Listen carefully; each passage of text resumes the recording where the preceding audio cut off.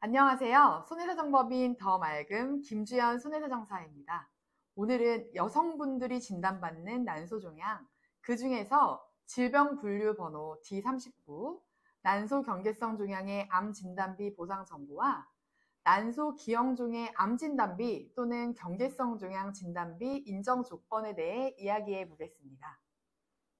또한 한국표준질병 사인분류라 불리는 KCD의 역할, 그리고 보험 가입 시기에 따라 보상이 어떻게 달라질 수 있는지도 알려드릴게요. 이 영상을 끝까지 따라와 주신다면 알짜 정보 얻어가실 수 있을 거예요. 지금부터 시작해 볼까요? 난소종양의 발생 원인은 정확히 알려져 있진 않지만 유전적 요인, 호르몬적 요인, 생활습관 등 여러 가지 위험 요인이 복합적으로 작용할 수 있는데 증상이 모호하고 초기에는 특별한 증상이 없기 때문에 조기 발견이 어려워 건강검진, 정기검진이 무엇보다 중요하다고 합니다. KCD란 한국표준질병 사인분류로 모든 질병을 코드로서 체계적으로 분류한 것입니다. 진단명이 KCD 코드에 어떻게 기록되었는지에 따라 보험사에서는 진단비를 지급할지 여부를 판단하게 됩니다.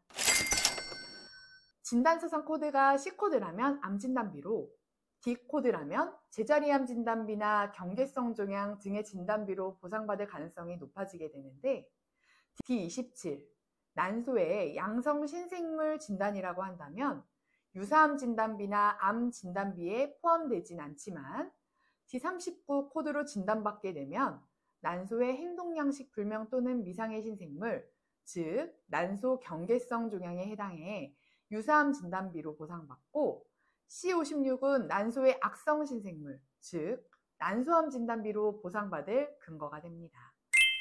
난소 경계성 종양은 난소에 생기는 종양 중 악성과 양성의 특성을 모두 가질 수 있는 종양을 말합니다.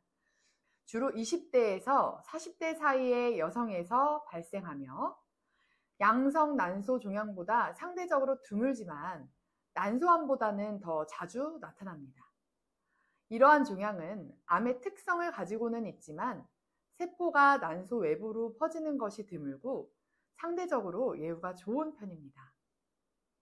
경계성 종양은 병리학적으로 보면 암의 초기 단계라기보다는 잠재적으로 악성일 가능성이 있는 상태로 간주됩니다. 그렇기에 경계성이라는 용어를 사용하여 양성과 악성 사이의 중간 단계임을 나타냅니다. 진단서상 난소 경계성 종양을 나타내는 코드인 D39로 진단되었다면 약관에 따라 암진단비 지급 요건에 해당하지는 않습니다. 하지만 진단서상 진단 코드만으로 진단비 지급 요건을 확정짓는다는 건 손해사정법인 더 맑음을 만나보기 전의 이야기일 뿐이라는 점, 저희를 알게 되신 그 후부턴 그게 아니라는 걸 알게 되실 것입니다. 물론 진단서상 진단코드는 보험회사로부터 진단비를 받는 요건 중 아주 큰 부분을 차지하게 됩니다. 하지만 그보다 중요한 건 바로 조직검사 결과지인데 그 검사 결과에 점액성 경계성 종양, 장액성 경계성 종양 또는 점장액성 경계성 종양으로 표기되어 있다면 진단서상 진단 코드만으로 판단될 게 아닙니다. 조금 전에 말씀드린 KCD 분류 기준은 몇 년 만에 한 번씩 개정이 이루어지는데 2021년 1월 1일부터 현재까지 사용되는 제8차 개정판에서는 난소의 점액성, 장액성, 점장액성 경계성 종양을 악성 신생물로 분류할 수 있음을 표기하고 있기 때문입니다. 물론 병리학적 판단 기준은 통계 분류와 조금 달라질 수는 있지만 보험 보상 전문가가 판단하였을 땐 해당 진단으로 소액의 유사암 진단비만을 보상받는다는 건 너무 아쉬운 부분이 될 것이라는 점입니다. 보상 전문가 그룹인 더 맑음은 보험 약자인 피보험자 수익자에게 병리 소견과 보험 약관을 철저히 분석하여 제대로 된 보험금 보상을 지켜낼 수 있다고 감히 말씀드립니다. 그럼 이번엔 난소에 발생하는 다른 종양의 보험 분쟁 내용을 자세히 살펴보도록 하겠습니다. 바로 난소 기형종이라는 종양인데요. 난소 기형종은 배아세포에서 발생하는 종양으로 내부의 머리카락, 치아, 뼈 같은 다양한 조직이 포함될 수 있는 매우 독특한 종양입니다. 대부분은 양성으로 진단되지만 드물게 악성으로 변할 가능성도 있습니다. 난소기형종은 대부분 양성으로 진단되기 때문에 진단서상 코드는 D27에 포함될 가능성이 높습니다. 하지만 이 역시 조직검사 결과지와 보험 가입 시점을 자세히 살펴보셔야 합니다. 일단 조직검사 결과지에 난소기형종의 종류 중 미성숙 기형종, 즉 인메이처 테라토마로 분류된 종양이 확인된다면 양성 신생물이나 경계성 종양 등으로 판단될 것이 아닌 악성 신생물, 암 진단비로 보상 가능성이 있습니다. 또한 성숙 기형종, 메이처 테라토마의 경우 보험 가입 시점이 2008년 4월 1일 이전이라면 유사암 진단비, 경계성 종양 진단비로 검토해 볼 수 있는데 성숙 기형종은 그 당시 적용되던 제3차, 4차 KCD 기준으로 경계성 종양에 포함될 수 있기 때문입니다.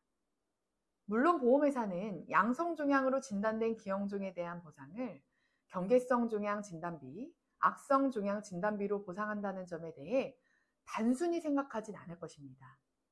대법원 판결에 따라 환자의 검사 결과를 토대로 진단된 진단서상 진단명과 질병분류 코드가 중요하다는 점을 주장할 것이기 때문이죠. 하지만 여러분의 보상 동반자 더말금이 있다면 난제로 남아있진 않겠죠? 진단과 치료는 의사에게, 정확한 보상은 손해사정사에게 맡기신다면 난소 양성 종양과 난소 경계성 종양의 진단비 보상은 결코 어려운 문제로 남지 않을 것입니다. 오늘은 난소 경계성 종양과 기형종의 진단비 지급 가능성에 대해 알아보았습니다. 두 질병 모두 진단서뿐만 아닌 검사 결과와 보험 가입 시점 등이 매우 중요한 부분이라는 것을 알 수 있었습니다. 특히 해당 세부 조건이 진단비를 보상받는데 얼마나 큰 역할을 하는지 알 수 있었는데요. 혼자서는 해결할 수 없는 진단비 보상 문제, 바로 더말금에 문의하시면 언제든 동행해 드릴 것입니다. 보험은 아는 만큼 더 많은 권리를 주장할 수 있는 법입니다. 오늘 영상이 여러분에게 큰 도움이 되었기를 바랍니다. 도움이 되셨다면 좋아요와 구독 꼭 부탁드리고 궁금한 점이 있다면 댓글로 남겨주세요. 여러분의 보상 성공을 저희 더말금 보상TV가 항상 응원합니다. 다음 시간에도 유익한 정보로 찾아뵙겠습니다. 감사합니다.